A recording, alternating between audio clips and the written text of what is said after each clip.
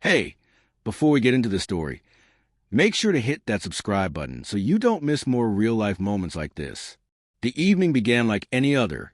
Dim lighting, soft music drifting from the corner speaker, and the faint aroma of wine mixed with roasted chicken. I had just settled into my seat when I noticed her laughter across the room. Samantha, her eyes bright, her smile wide, that kind of smile that can make anyone believe in charm and mischief at the same time. "Don't let your husband stop you from finding love," she joked, tossing the words over her shoulder casually. They hit me like ice water. I forced a chuckle, keeping my tone calm, neutral. "Funny," I said, letting the tiniest edge slip in, "because I'm already married." Her laughter faltered slightly, like a note out of tune. Her eyes flicked to me, searching, curious. "Married? I didn't know," she murmured, voice softening. I watched her closely, noting the subtle shift in posture.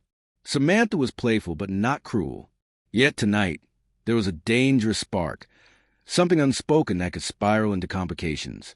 "I mean it," I said, leaning against the table, voice steady. "I have a wife, and she expects my full commitment." A shadow crossed her face, a mix of embarrassment and intrigue. "Oh, I didn't mean—" "Relax," I interrupted gently. "I get it. People joke, flirt, test boundaries. But tonight, I need honesty." She nodded, a small laugh escaping despite herself. "Honesty," she repeated quietly, almost like a mantra. "Got it." The rest of the evening passed with casual conversation, polite smiles, small gestures. But beneath the surface, tension simmered, a quiet awareness that her playful nature could cross lines if left unchecked.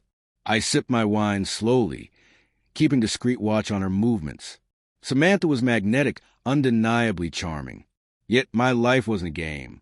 It wasn't a story she could rewrite with a careless joke. And still, I couldn't ignore the pull, her quirks, gestures, the tilt of her head when she laughed. Temptation often comes dressed as innocence. By the time dessert arrived, I knew I had a choice: navigate the night carefully, preserve boundaries, or risk opening a door that couldn't easily be closed.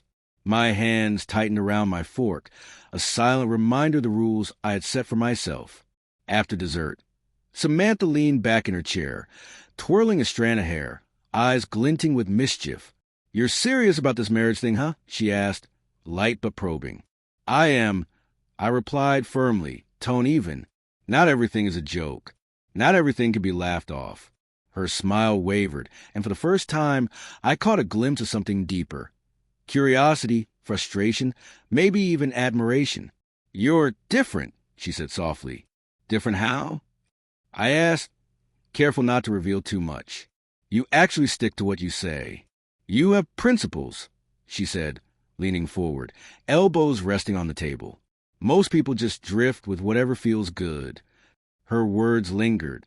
She wasn't probing out of malice, but fascination with a man who didn't bend under flirtation, who didn't waver. It was flattering and dangerous.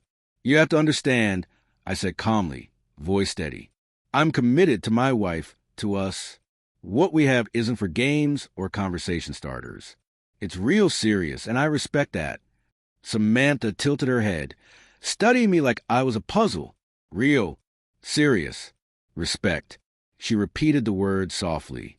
"You make it sound so simple." "Simple isn't always easy," I replied, holding her gaze for a moment. "But it's worth it." The conversation shifted to safer topics: work, mutual friends, weekend plans.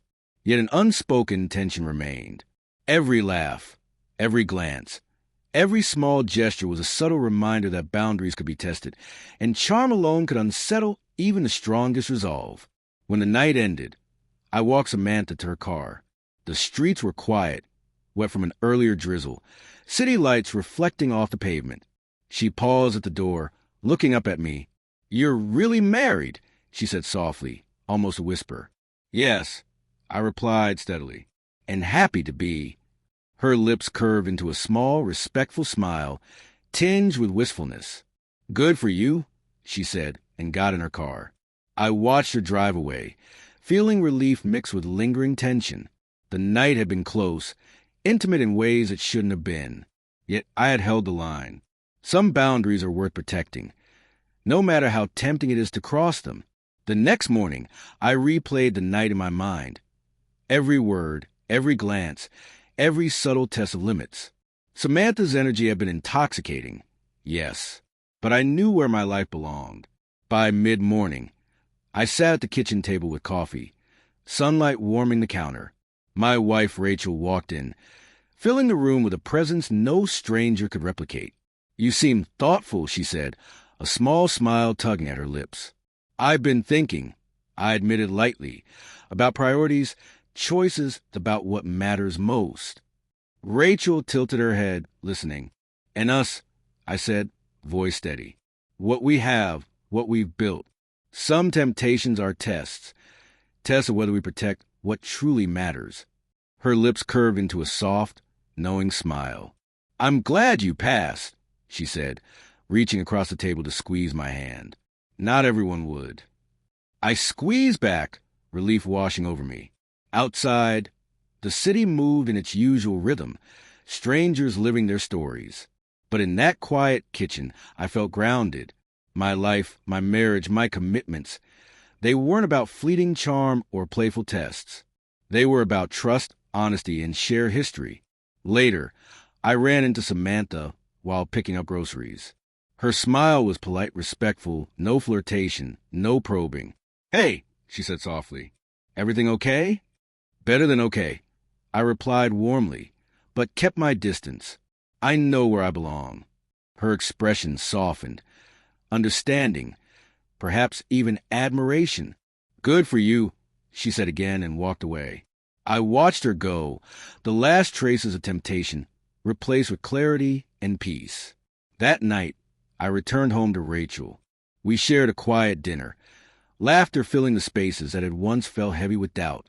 No dramatic confrontations, no shocking confessions, just two people who had weathered subtle tests and emerged stronger.